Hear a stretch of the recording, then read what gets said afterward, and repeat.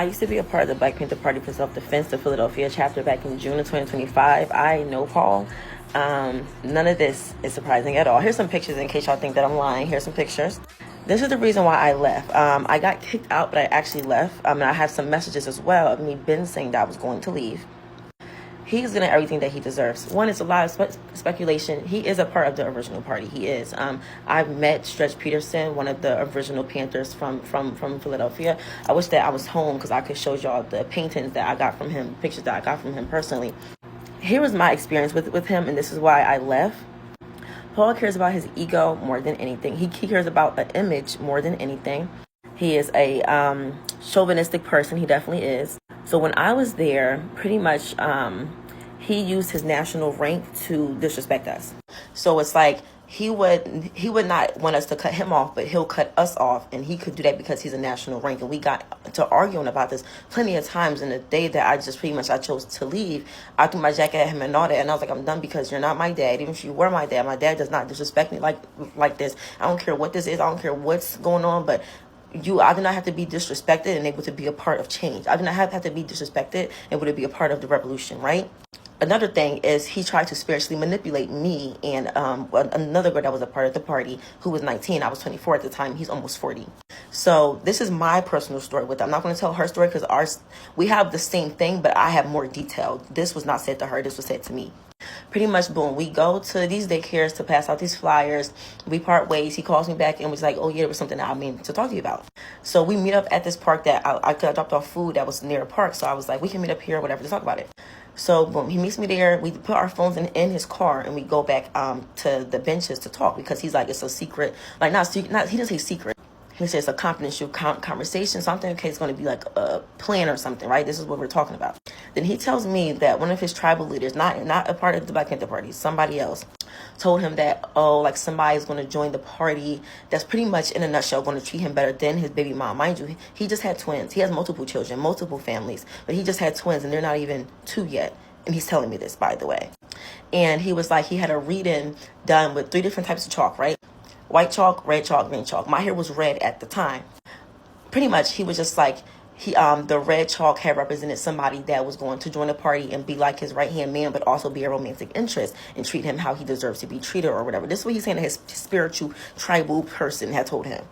Pretty much implying that I was that person, right? He was just like, when I seen you come up with the red hair, and then the conversation that we had passing out the flight. So we were just talking about like our perspectives on the world, like nothing like crazy or intimate. It was just like social conversation.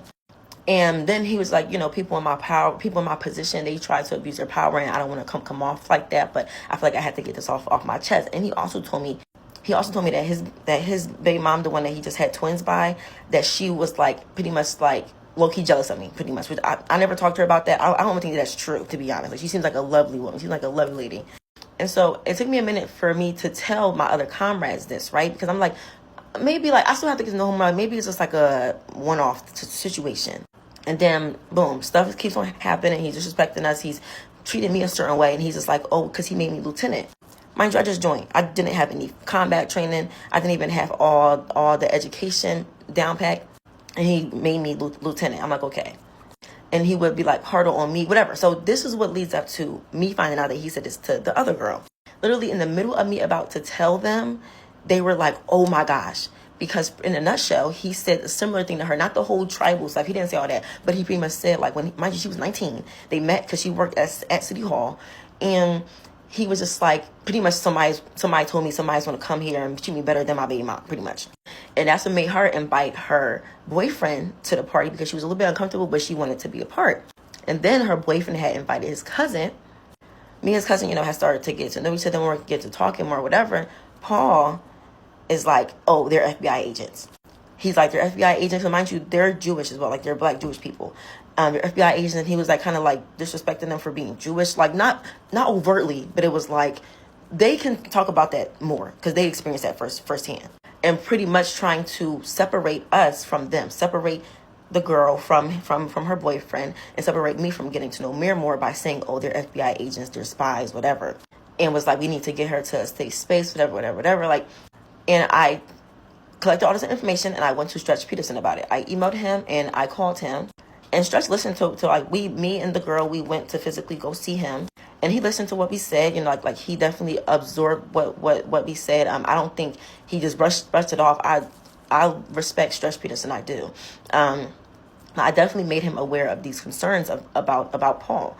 And don't get me wrong, do I think he cares about his community? I do think that he cares, I do. But do I think that he cares about himself more? Him being a staple in history, he cares about, I feel like, more being seen as Paul Birdsong, P. Newton, Malcolm X. Like, that's how he wants to be seen compared to genuinely just doing stuff. And then if it happens, it happens. Just so many people that fought for justice that not even taught in schools. And it's like, it's good that you know, we have people out here doing stuff. I could definitely be doing more. I'm sure you watching this feel like you could be doing more. But we need to keep our egos in check. And we need to be sure that if we join a group where we're working with somebody for the greater good, that is literally for the greater good. It's for the bigger picture. None of this surprises me about him. No, I do not like him. He's not a good person. No, absolutely not.